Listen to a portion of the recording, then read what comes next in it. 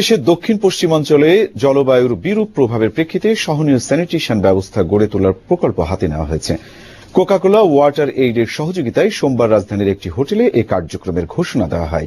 এই প্রকল্পে দেশের দক্ষিণ পশ্চিমাঞ্চলের 18,000 ছাত্রছাত্রী উপকৃত হবে।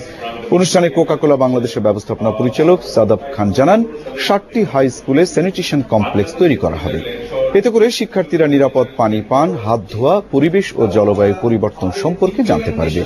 এছাড়া ওয়াটার এইড বাংলাদেশের country director Mohammad Khairul Islam বলেন, এতে শিক্ষার্থীদের ক্লাসে যাওয়ার হার বৃদ্ধি পাবে।